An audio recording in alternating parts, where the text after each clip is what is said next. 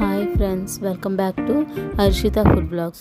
ఈరోజు వీడియోలో దొండకాయ కొబ్బరి ఫ్రై ఎలా ప్రిపేర్ చేసుకోవాలో చూపించబోతున్నాను. దొండకాయ ఇష్టపడిన వారికి ఇలా ఫ్రై చేసి పెడితే చాలా ఇష్టంగా తింటారు. ఈ ఫ్రై కోసం 1/2 కేజీ దొండకాయలను తీసుకొని ఇలా సన్నగా పొడుగ్గా కట్ చేసుకొని పక్కన పెట్టుకోవాలి. ఇప్పుడు 2 ఉల్లిపాయలు, 2 రెమ్మల కరివేపాకు, 4 పచ్చిమిరపకాయలు, కొంచెం కొత్తిమీర కట్ చేసుకొని పక్కన పెట్టుకోవాలి. ఇలా కొబ్బరిని ముక్కలుగా కట్ చేసుకొని మిక్సీ గిన్నెలో వేసుకొని మిక్సీ పట్టుకొని పక్కన పెట్టుకోవాలి.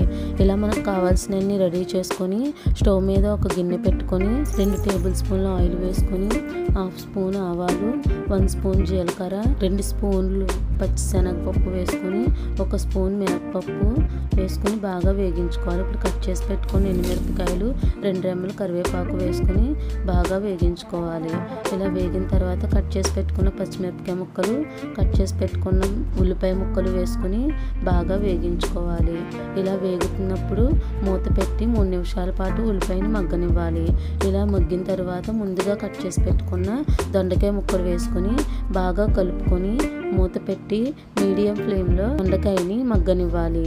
దొండకాయ ఇలా మగ్గిన తర్వాత తగినంత ఉప్పు, 1/2 స్పూన్ పసుపు వేసుకొని బాగా కలుపుకోవాలి.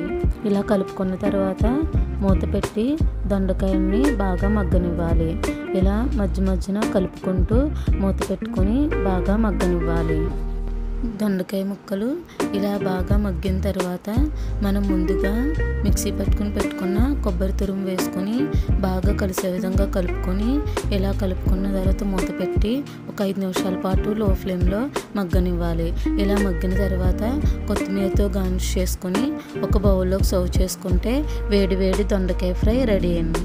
తప్పకుండా ట్రై చేయండి, చాలా టేస్టీగా ఉంటుంది. ఇలా కనుక కొబ్బరికాయ వేసి దొండకాయ ఫ్రై చేస్తే చాలా ఇష్టంగా తింటారు. తప్పకుండా ట్రై చేసేయండి. నా వీడియో కనుక మీకు నచ్చినట్లయితే ప్లీజ్ లైక్ చేయండి, అలాగే సబ్స్క్రైబ్ కూడా చేసేయండి.